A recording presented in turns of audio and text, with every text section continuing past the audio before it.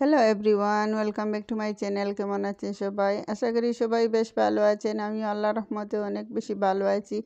তো আজকের ব্লগটা শুরু করলাম সকাল থেকে।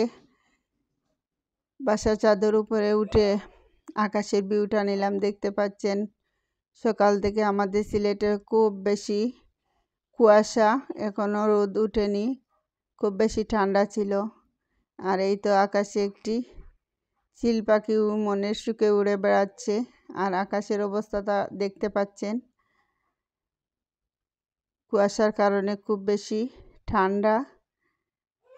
আর এই ঠান্ডার দিনে গরম গরম খাবার হলে খেতে খুবই ভালো লাগে।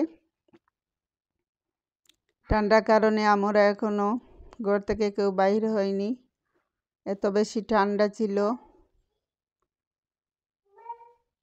তাই ভাবলাম এই ঠান্ডার মধ্যে কি করা যায়, যেমন বাবা তেমন কাজ। ভাবলাম যে লাকড়ির চুলায় চিকেন কষা করব। এই ঠান্ডার মধ্যে গরম গরম ভাতের সাথে চিকেন কষা খেতে খুবই ভালো লাগবে। তাই তো আমি লাকড়ির চুলায় রান্নাটা শুরু করে দিলাম। একটি কড়াই বসিয়ে পরিমাণ মতো তেল দিয়ে প্রথমে আমি চিকেনগুলা দিয়ে দিলাম। চিকেনগুলা একটু ভেজে নিয়ে তারপর সেগুলো রান্না করব।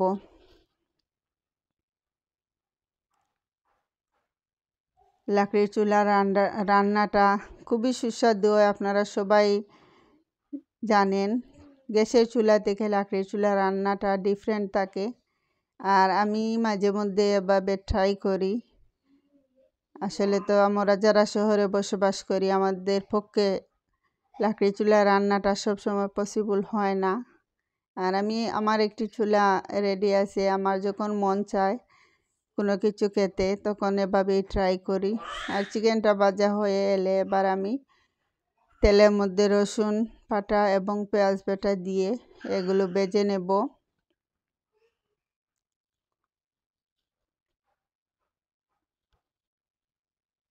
এবার স্বাদ অনুযায়ী আমি লবণটা দিয়ে দিলাম। লবণ দিয়ে ভালোভাবে নেড়েচেড়ে আমি মশলাটাকে ভেজে নেব এবং বাকি যে মশলাগুলো সেগুলো অ্যাড করে নেব। আর এই তো দেখতে পাচ্ছেন বাকি মশলাগুলো আমি এর মধ্যে দিয়ে দেব।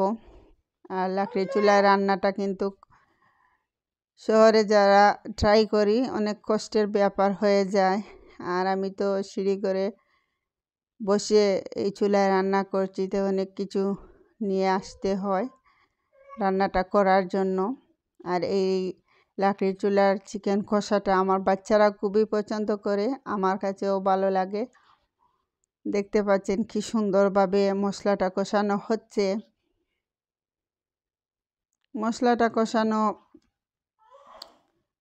একটু সময় নিয়ে করতে হয়। মশলাটা মাছ অথবা মাংস যেটাই আমরা রান্না করি, যদি আমরা মশলাটাকে ভালোভাবে কষিয়ে নেই তাহলে রান্নার স্বাদটা দ্বিগুণ হয়। এবার আমি একটু গরম মশলার গুঁড়া এর মধ্যে দিয়ে দিলাম, দিয়ে ভালোভাবে নেড়েচেড়ে মশলাটাকে কষিয়ে নেব।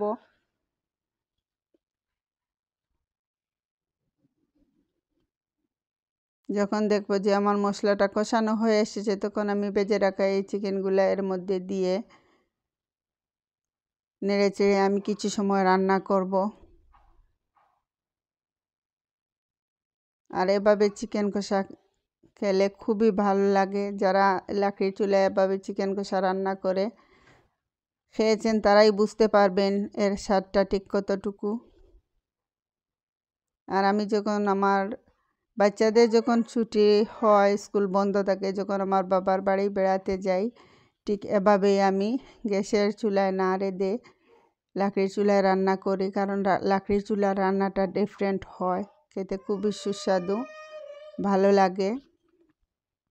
অল্প একটু পানি দিয়ে দিলাম, চিকেনটা তলানিতে লেগে যাচ্ছে। এর মধ্যে আর কোনো আমি পানি অ্যাড করব না। এবার এভাবে নেড়েছে একটু সময় নিয়ে চিকেনটাকে ভালোভাবে কষিয়ে নেব। আর মাশাআল্লাহ দেখতে পাচ্ছেন চিকেন কষার কালারটা সেই হয়েছে, খেতেও নিশ্চয় খুবই ভালো হয়েছিল। এই তো একটু পর এভাবে আমি নেড়েচেড়ে আজকে চিকেন কষাটা রান্না করে নেব। কাছে এবং দূরে যে যেখান থেকে আমার ভিডিওটা দেখে নিচ্ছেন সবাইকে অসংখ্য ধন্যবাদ এবং লাইক দিয়ে আমার ভিডিওটা পুরা দেখে নেবেন। সবাই আমার পাশে থাকেন, আমাকে সাপোর্ট করবেন। আপনাদের সাপোর্ট পেলে আমি হয়তো এগিয়ে যেতে পারবো। আপনারা আমার চ্যানেলটাকে সাবস্ক্রাইব করে নেবেন আর এভাবে আরও নতুন নতুন ভিডিও পেতে আমাকে উৎসাহিত করবেন। অলরেডি যারা আমার চ্যানেলটাকে সাবস্ক্রাইব করে নিয়েছেন সবাইকে অন্তরের অন্তঃস্থল থেকে অনেক অনেক ভালোবাসা এবং শুভেচ্ছা। সবাই ভালো থাকবেন, সুস্থ থাকবেন। আল্লাহ হাফেজ।